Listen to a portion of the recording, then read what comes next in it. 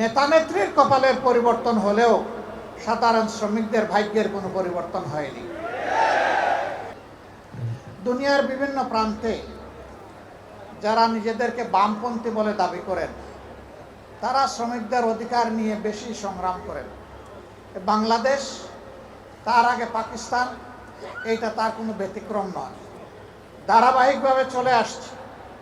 আমরা কি দেখি, যখনই কোনো ইস্যু আছে এই সমস্ত নেতা নেত্রীরা সামনে এসে দাঁড়ায় যায়, তারপরে এখানে আন্দোলন দানা বেঁধে উঠে, মাঠ গরম হয়, কিছু মানুষের জীবন যায়, কিছু মানুষ আহত হয়, কিছু মানুষের চাকরি যায়, কিন্তু নেতা নেত্রীরা রাতের আধারে তাদের ভাগটা পেয়ে যায়। তাদের ভাগ পেয়ে তারা সন্তুষ্ট হয়ে যায়, তখন গড়ে ওঠা আন্দোলনকে তারা ব্ল্যাকমেইলিং করে। এইভাবে যুগ যুগ ধরে নেতা নেত্রীর কপালের পরিবর্তন হলেও সাধারণ শ্রমিকদের ভাগ্যের কোনো পরিবর্তন হয়নি। তারা আবার শ্রেণী সংগ্রামের আওয়াজ তোলেন। তারা বলেন শ্রেণী শত্রু খতম করতে হবে। শত্রু কারা? শত্রু হচ্ছে মালিক পক্ষ। আচ্ছা, মালিকও যদি না থাকে তাইলে শ্রমিকটা কাজ করবে কোথায়? আমরা ওই খতমের রাজনীতিতে বিশ্বাসী না। আমরা পারস্পরিক শ্রদ্ধা, মর্যাদা, ভালোবাসার রাজনীতিতে বিশ্বাসী। আমরা বিশ্বাস করি মালিক যদি শ্রমিকের উপর ইনসাফ করে, শ্রমিক তার সমস্ত যোগ্যতা উজাড় করে মালিককে সহযোগিতা করবে, কাজ করবে। কিন্তু মালিক যদি শ্রমিককে ঠকায়, তাইলে স্বাভাবিকভাবে ছায়ার দিকে পা তুললে ছায়াও কিন্তু পা তুলে। তখন আর ওই শ্রমিক বন্ধুটি, ভাইটি, বোনটি তার সমস্ত যোগ্যতা উজাড় করে ওই মালিকের জন্য কিছু করবে না। এতে উভয়ে ক্ষতিগ্রস্ত হবে। আমরা কারোই ক্ষতি চাই না, আমরা চাই তাদের মধ্যে সমন্বয়। আজকে বাংলাদেশের 16 কোটি, 18 কোটি, 20 কোটি বিভিন্ন জন বিভিন্ন কথা বলেন।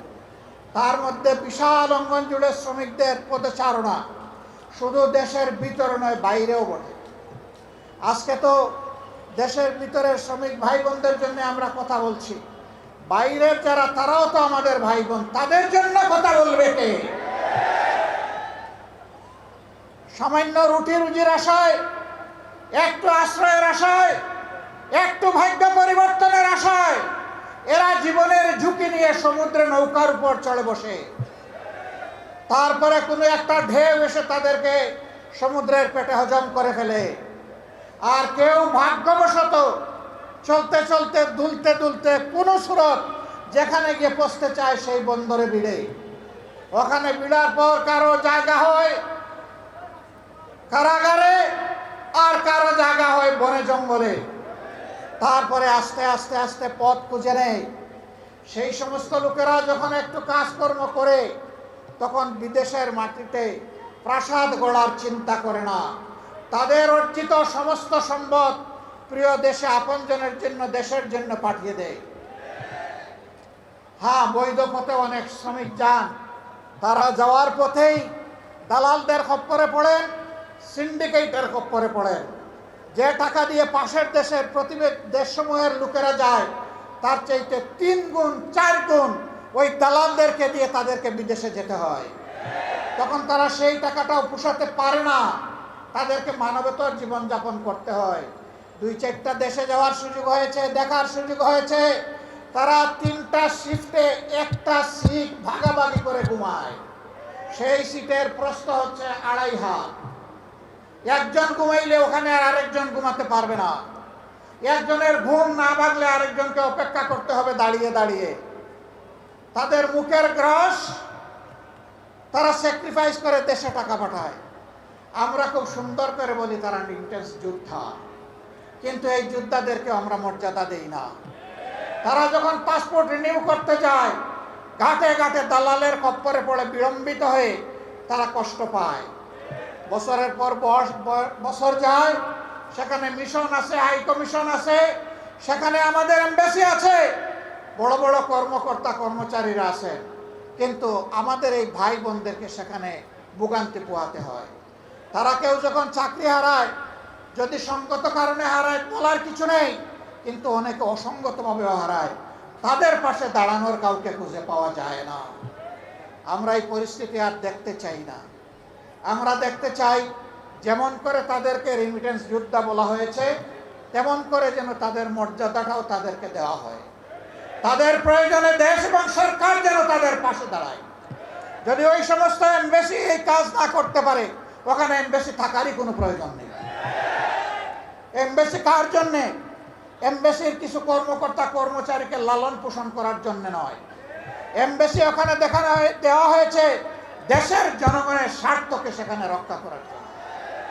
সম্মানিত ভাইরা,